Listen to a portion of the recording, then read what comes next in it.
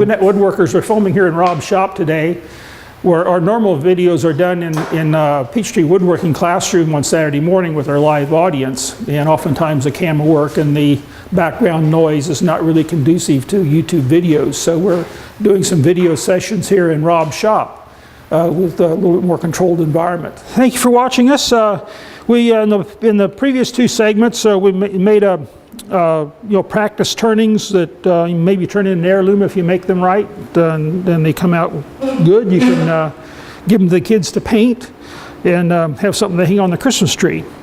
If you want to put more of a shiny finish on the wood instead of painting it, this segment I'm going to show you how to a quick and easy finishing technique that you can turn this into this. It gives you it's not a real high gloss, but it's a finish. So we're going to do that. So I got a bale here that I've sanded down to 400, and like I said in the previous video, normally I would have, when this was still around here, I would have put the finish on the bottom here while I had it in that state already. But I'm just going to, I think I can it's still pretty strong, so I'll just lightly put a little bit of a finish on there. Now what I'm going to be using is this Milan's cellulose sanding sealer and the Triple E Ultra Shine. These are the two products I'm using. These, I don't know if this is at Peachtree Woodworking. Peachtree Woodworking does have the Triple E Ultra Shine. So I'm going to use a paper towel, but instead of taking a big wad of paper towels, got a can from the dollar store. You can probably guess what time of year I went to the dollar store to get this can. I take a roll of paper towels, wrap it with masking tape, and put it on the bandsaw and cut it into 2-inch wide strips. So then you got a roll of paper towel that's 2 inches wide. I put a wooden dowel in the center, a magnet on the back with a screw in it to hold this thing in the center, and it just fits around the side of your lathe. That you got your paper towels readily accessible. Okay, so I got a little bottle. I think got it from the cake decorating section of Joann Fabrics or probably Michael's, but it's just a little bottle. Instead of opening up the can of Milan sanding sealer and continuously letting air get into it, I just pour some out into here and use this as my applicator to put the sanding sealer on. So I'm going to turn the speed down. This is the slowest this lathe goes on that speed range. It's saying 186. I'm just going to, and I got a piece of paper towels. You don't need a big wad of paper towel. Just got a little strip of paper towel. And put some on there and just coat it. I do a couple coats. The reason I like this is it dries very quickly, so you don't have to wait around for it to dry. Okay. And I'm using non-woven pads. These it's like Scotch-Brite, but these are non-woven pads we get at Peachtree Woodworking. The white is, I think, about 800 grit, and the gray is about 600 grit. Now, if you get some of this from Peachtree Woodworking, they've recently changed their color. Well, the 600 grit now is green instead of gray. So we're just going to go over and just knock back any, just polish up a little bit of that sanding sealer a bit. And then with the white.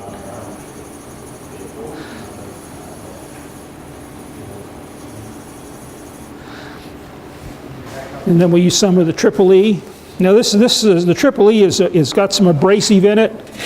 It also has some wax in it. I think it says it's abrasive wax, but just a little bit of that on paper towel, and just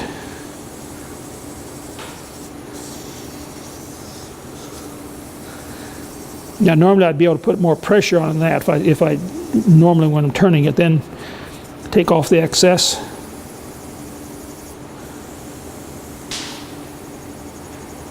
Let's turn up the speed just a little bit.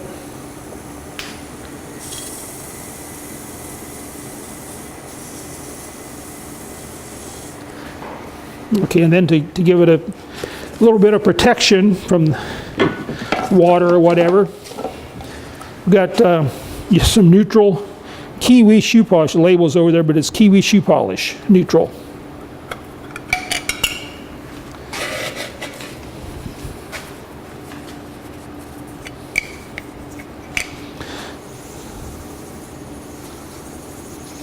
Just coat that. And then buff it off. Turn the speed up a little bit.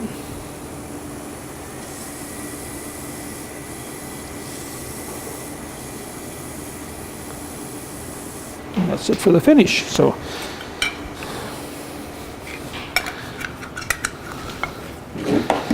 now we'll bring the tailstock up to give us support so we can do the body with a little bit more pressure on it.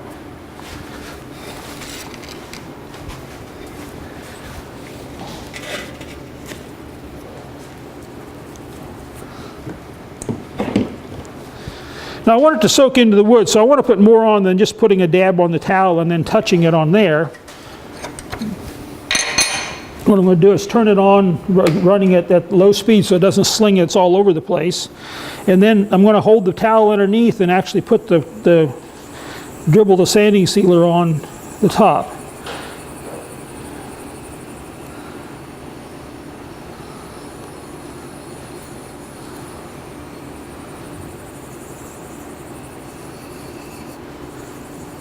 And like I say, it dries fairly quickly, so you don't want to let it get too dry, but go ahead and let that dry a little bit there. Then we'll put a second coat on.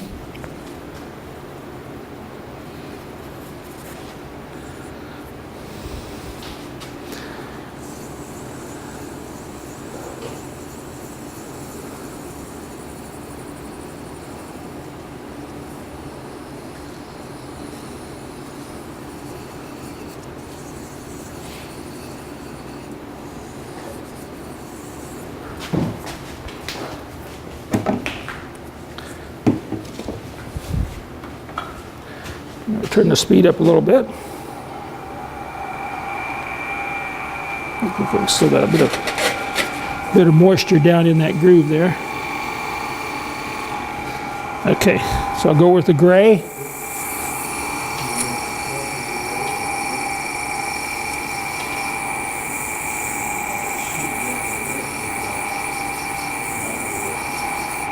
And then the white.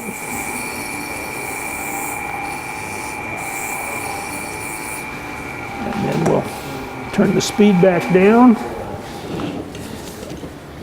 and use some Triple E.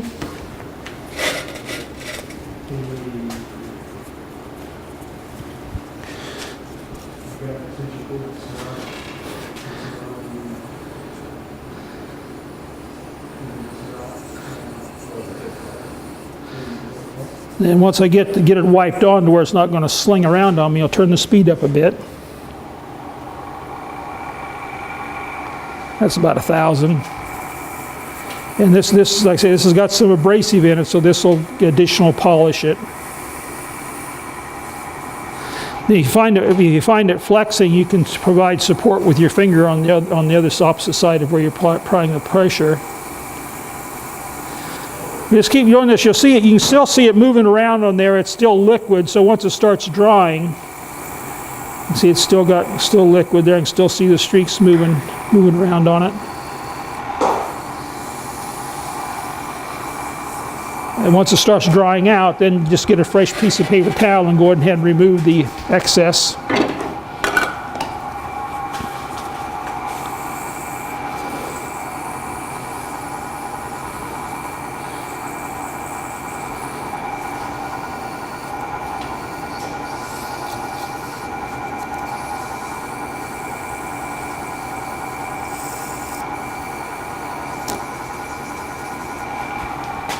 And turn the speed back down and do some wax.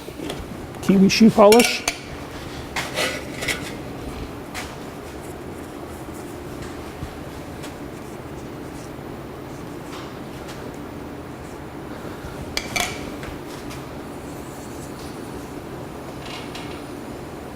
And then again, as soon as once I get it applied, then I'll turn the speed up to buff it a bit.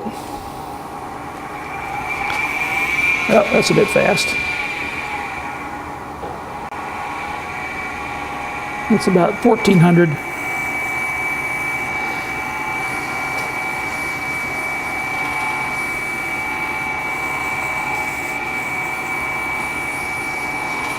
Then they go to a dry place, and you can buff it fairly good with just the paper towel.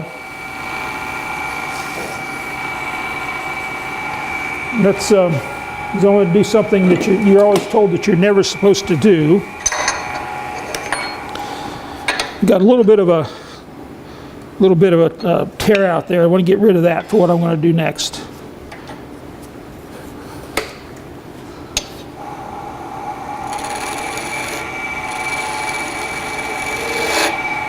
Yeah, so it's a smooth surface there. There's nothing to catch.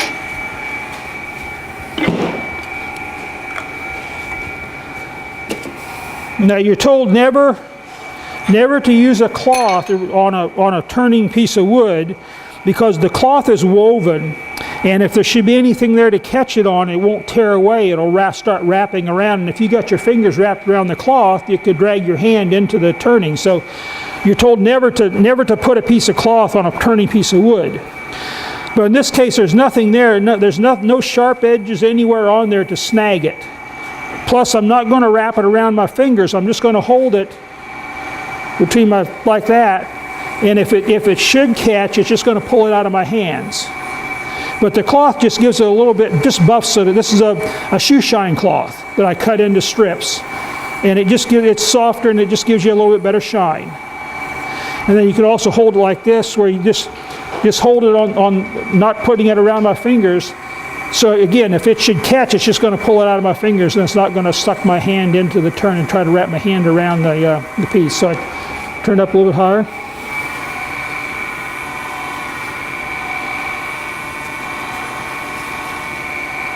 Okay, so you have that. So we're ready to part that off.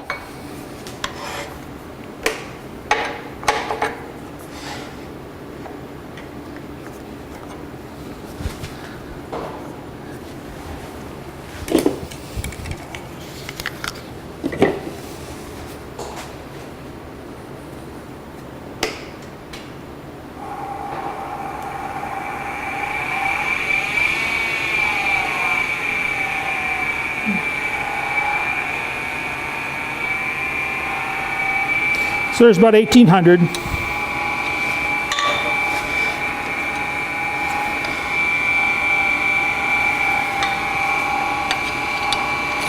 And again, I'm just going to nibble away at it.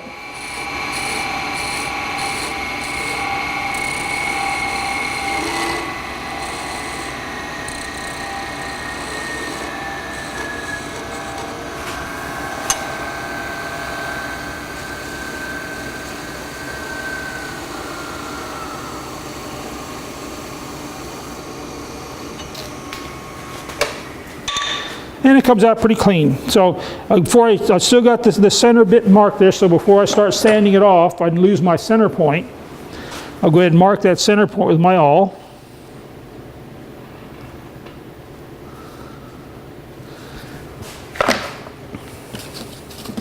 I'll take some 20. I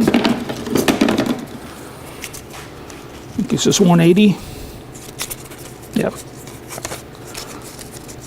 And very easily just go over and just touch up that surface that didn't get cut quite smoothly, very smooth. This is 180 paper. And we'll go to 220.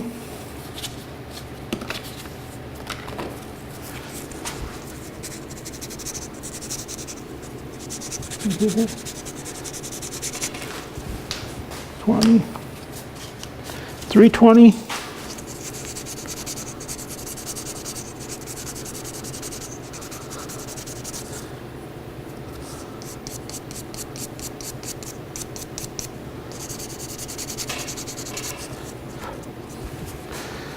And then we can put some, just put a little bit of sanding sealer on it just to soak it up and give it the same color, because the sanding sealer does turn it a little bit more amber.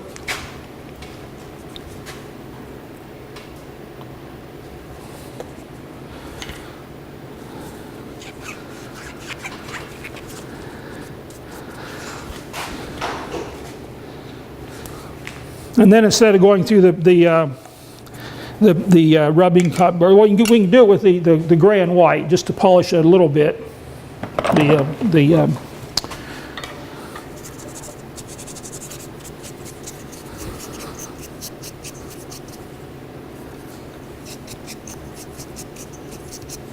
We'll just put some wax on top of that then, and not use the triple E.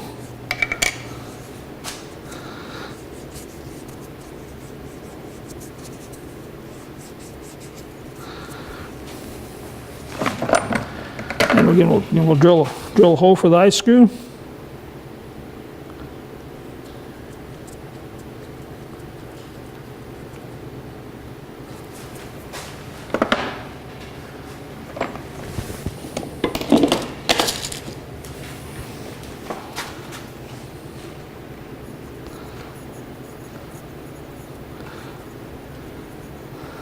So they have a little, satisfactory finish on it. You can hang on your Christmas tree. There you go. Thank you for watching.